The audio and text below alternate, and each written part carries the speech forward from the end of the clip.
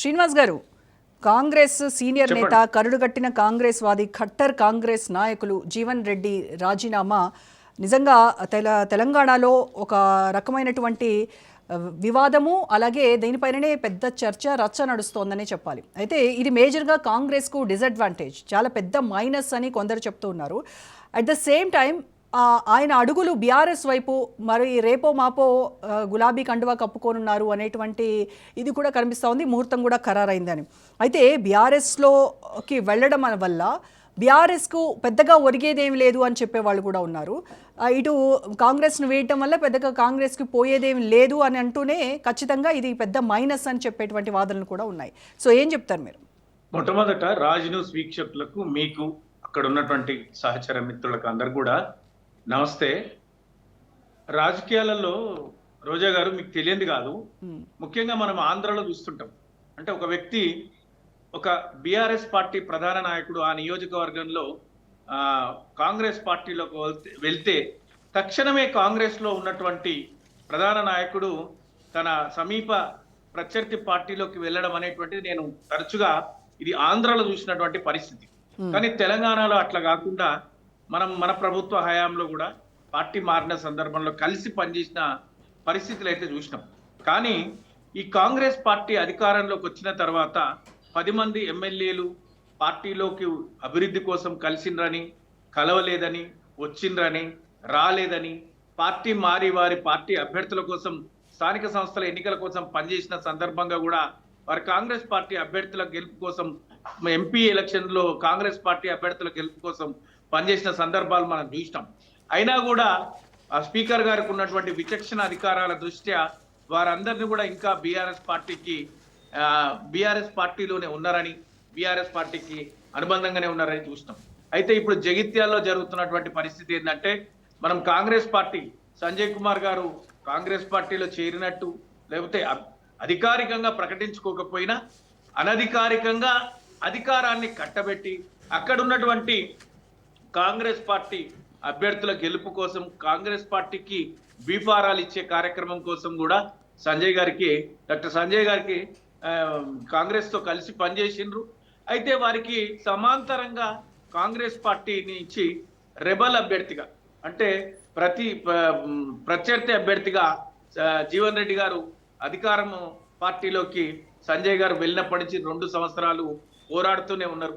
ఇక ఆయన పార్టీలో కొనసాగలేక, లేకపోతే సంజయ్ గారిని ఎదుర్కోలేక, వయసు రీత్యా కూడా ఆయన ఇప్పటికే చాలా ప్రయత్నాలు చేసింది. అయితే ఇక్కడ 2 అంశాలు. ఆత్మగౌరవం దృష్ట్యా ఆయన పదే ఏమంటారంటే, భట్టి గారు లేకపోతే అదే విధంగా ముఖ్యమంత్రి రేవంత్ రెడ్డి గారు ఎంత కష్టపడ్డారో, నేను శాసన మండలి సభ్యుడిగా బీఆర్ఎస్ కి వ్యతిరేకంగా అంతే కష్టపడ్డా, నాకు ఏ మంత్రి పదవి ఇవ్వలేదు, అది కాకుండా స్థానికంగా కూడా నాకు ఉన్నటువంటి పలుకుబడిని తగ్గించే విధంగా పార్టీ నిర్ణయిస్తుంది కాబట్టి వారు పార్టీ మారాలనుకుంటున్నారు. వద్దని చెప్పి పిసిసి అధ్యక్షులు మహేష్ గౌడ్ గారు, వంశీచంద్ గారు ఏఐసిసి సెక్రటరీ, ఇట్లా చాలా మంది పెద్దలు ఆయన యొక్క నిర్ణయాన్ని వద్దని చెప్పే విధంగా అయితే వెళ్ళింది. మరి ఆ పార్టీ ఎప్పుడు కూడా, ఏ పార్టీ అయినా వెళ్ళిపోతున్నటువంటి సందర్భంలో పార్టీకి కొంత నష్టం కలిగినా, కష్టం కలిగినా వెళ్ళిపోయే వ్యక్తి పట్ల చేసే వ్యాఖ్యలు ఇవే. మాకేం నష్టం లేదు, మాకేం ఇబ్బంది లేదు, కార్యకర్తలు మాతోనున్నారు, స్థానిక నాయకులంతా మాతోనే ఉన్నారు, కాంగ్రెసే గెలిచింది, ఇట్లాంటి మాటలు మాట్లాడుకుంటారు. అట్లనే నిజంగా వారు బీఆర్ఎస్ పార్టీలోకి వస్తే అధిష్టానం వారిని నిర్ణయం తీసుకుంటది, స్వాగతిస్తే ఖచ్చితంగా నేనేమంటా. కానీ మరి మీరే చెప్పారు కదా శ్రీనివాస్ గారు, ఇప్పుడు బీఆర్ఎస్ కు వ్యతిరేకంగా మండలిలో 5 ఏళ్ల పాటు ఒంటరి పోరాటం చేశాను, బీఆర్ఎస్ ను నానా తిప్పలు పెట్టాను, ఆయన ఒంటరిగా శాసన మండలిలో మిమ్మల్ని ఎదుర్కొన్నారు. మరి అదే వ్యక్తి ఈ రోజు మరి బీఆర్ఎస్ లోకి వస్తే మీరు సాధారణంగా ఆహ్వానం పలుకుతా ఉన్నారు, ఫైన్, బట్ మీ అధిష్టానానికి ఓకే, బట్ మీ క్యాడర్ లో ఎలాంటి ఫీల్డ్స్ వెళ్తాయి అని అంటారు? అంటే నిన్న మొన్నటి వరకు మనం కొట్టుకున్న వ్యక్తి ఇవాళ మళ్ళీ కలిసి పనిచేయాలి, పక్కన కూర్చొని మాట్లాడుకోవాలి, ఇది మళ్ళీ మీ పార్టీలో గ్రూప్ తగాదాలకి దారితీయదా? నేను అదే చెప్పొస్తున్నా మేడం. వాస్తవానికి ఏంటంటే, అక్కడ బీఆర్ఎస్ పార్టీని పూర్తిగా సమన్వయపరిచి నాయకత్వం వహించినటువంటి డాక్టర్ సంజయ్ గారు ఈరోజు బీఆర్ఎస్ పార్టీతో లేరు అనేటువంటిది అధికారికంగా బీఆర్ఎస్ పార్టీ నమ్ముతుంది. అనధికారికంగా అసలు అయినా బీఆర్ఎస్ పార్టీతోనే ఉందని కాంగ్రెస్ పార్టీ పక్షాన ఎన్నికైనటువంటి స్పీకర్ గారు, శాసనసభ స్పీకర్ గారు ఇంకా బీఆర్ఎస్ తోనే ఉన్నారంటున్నారు. నిజాలు మనకు తెలుసు ఏమంటే సంజయ్ గారు మనతో లేరు, ఇప్పుడు కాంగ్రెస్ తో ఉన్నారు. కాబట్టి ఖచ్చితంగా ఈరోజు వారు గనక బీఆర్ఎస్ పార్టీలోకి వస్తే బీఆర్ఎస్ శ్రేణులు కానీ బీఆర్ఎస్ అక్కడ ఉన్నటువంటి బీఆర్ఎస్ ద్వితీయ శ్రేణి నాయకత్వం కానీ స్థానిక అంటే గ్రామ స్థాయి నుంచి కూడా అంటే అంత పెద్ద మనిషి పార్టీకి వచ్చి పనిచేస్తా అంటే అధిష్టానం ఒప్పుకున్న తర్వాత వాళ్ళు కలిసి పనిచేస్తారు, సమన్వయంతో ఉంటారు, వారి నాయకత్వాన్ని ముందుకు తీసుకెళ్తారు. వారు కూడా ఇంకా జీవన్ రెడ్డి గారి గురించి పెద్దగా నేను very young in front of him equal to his son. కాబట్టి వారి గురించి మనకు చెప్పేది ఏం లేదు. రాజకీయాల్లో ఇట్లాంటి పరిణామాలు సహజంగా జరుగుతూనే ఉంటాయి. వీటిని స్వాగతించాల్సినటువంటి అనివార్యమైనటువంటి పరిస్థితులు కూడా శ్రేణులకు ఉంటాయి. నాయకత్వం అవసరం కాబట్టి నేను అనుకోవడం ఏమంటే నిజంగా బీఆర్ఎస్ పార్టీలోకి వారు వస్తే బీఆర్ఎస్ పార్టీ శ్రేణులు అక్కడ ఉన్నటువంటి ద్వితీయ శ్రేణి నాయకత్వం కలిసి పనిచేస్తారు. పార్టీ అభ్యున్నతి కోసం రాబోయే రోజులలో ఇట్లాగో సంజయ్ గారు కాంగ్రెస్ తో ఉన్నారు కాబట్టి మా పార్టీ బలపడుతుంది, బలవంతమవుతుంది అని నేను నమ్ముతున్నా. రైట్ శ్రీనివాస్ గారు, ఇక్కడ మనకు ఒక విషయం అర్థం కావాలి. సంజయ్ బీఆర్ఎస్లోనే ఉన్నారు అని చెప్తున్నారు కదా, బీఆర్ఎస్తోనే ఉన్నారు అని అధికార పక్షం చెప్తోంది. మరి అలాంటి సంజయ్ బీఆర్ఎస్లోనే ఉంటే ఇక్కడ కాంగ్రెస్ పార్టీకి సంబంధించినటువంటి జగిత్యాల నేత జీవన్ రెడ్డికి ఏంటి పేచి? వీళ్ళిద్దరూ వేరు వేరు పార్టీలు కదా, ప్రత్యర్థులు కదా, మరి ఇద్దరికి ఏంటి పేచి? అది చాలా సింపుల్ కదండి. ఇప్పుడు అధికారికంగా అనధికారికంగా అందరూ కూడా కాంగ్రెస్ తోనే ఉన్నారు. ఆ 10 మంది ఎమ్మెల్యేలు కాంగ్రెస్ పార్టీతోనే ఉన్నారు. అది దారుణమైన విషయము. మన అందరి విషయంలో 9 మంది విషయంలో స్పీకర్ గారు ఏ చర్య తీసుకోకపోయినా దానం నాగేందర్ గారి విషయంలో మన అందరికీ కనిపించింది. అంటే ఇది నిజం తెలిసిన సత్యం. అంటే నిజాన్ని మార్చగలుగుతామేమో కానీ సత్యాన్ని మార్చలేరు.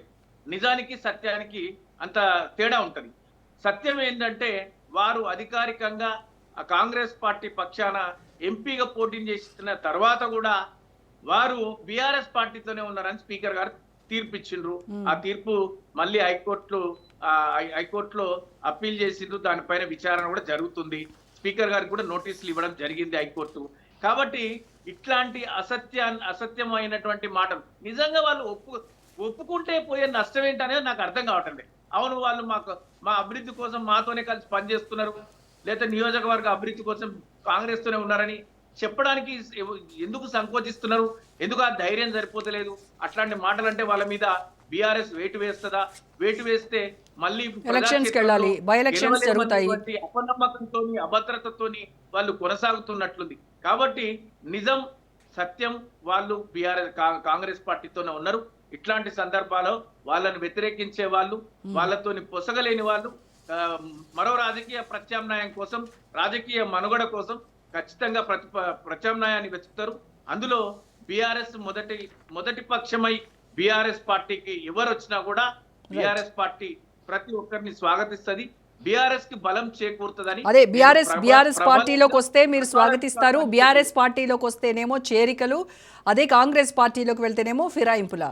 అంటే మీరు చూడండి, వారు ఎమ్మెల్యేగా లేరు, వారికి ఇప్పుడు అధికారం వారికి ఏదైనా అంటే is not elected from the Congress party. అంటే ఓకే, జీవన్ రెడ్డి విషయమే కాదు, జీవన్ రెడ్డి ఒక్క విషయంలోనే కాదు, చెప్పండి. అంటే జీవన్ రెడ్డి మేమేమి చెప్తలేం కదండి. ఇప్పుడు ఈ పార్టీ ఫిరాయింపుల విషయంలో బీఆర్ఎస్ పార్టీ చాలా స్పష్టత ఇచ్చింది. ఏమని? మా హయాంలో కూడా మేము తీసుకున్నది ఈ చట్టబద్ధంగా, చట్ట వ్యతిరేకంగా మేము తీసుకోలేదు. 2/3 of Congress party, TDP, CPI ఎవరు వచ్చినా కూడా మాతో కలిసి పనిచేయడానికి, ఎవరు వచ్చినా కూడా చట్టానికి వ్యతిరేకంగా కాకుండా చట్టబద్ధంగా మా పార్టీలో విలీనం అయినప్పుడు మేము వాళ్ళని స్వాగతించినాం, కలిసి పనిచేసినాం. తెలంగాణ సర్వతోముఖ అభివృద్ధికి బీఆర్ఎస్ పార్టీ హయాంలో ఉన్న ప్రభుత్వంలో ఉన్నంత కాలం పనిచేసింది. ఈ పార్టీ ఫిరాయింపులు కొత్తగా బీఆర్ఎస్ పార్టీ ఆవిర్భావము తర్వాత బీఆర్ఎస్ ప్రోత్సహించింది కాదు. అంతకుముందు కాంగ్రెస్ పార్టీ ఆయారాం గయారాం నుంచి 1952 నుంచి ఒకే రోజు 3 పార్టీలు 3 సార్లు పార్టీ మార్చిన సందర్భం. 356 ఆర్టికల్ ప్రకారం వినకపోతే దేశవ్యాప్తంగా ప్రాంతీయ పార్టీలను ఎక్కడికక్కడ బర్తరఫ్ చేసినటువంటి ఘనత కాంగ్రెస్ పార్టీకి. దానికోసమే కదా మళ్ళీ వాళ్ళే కదా యాంటీ డిఫెక్షన్ లా తీసుకొచ్చింది కూడా వాళ్ళే కదా.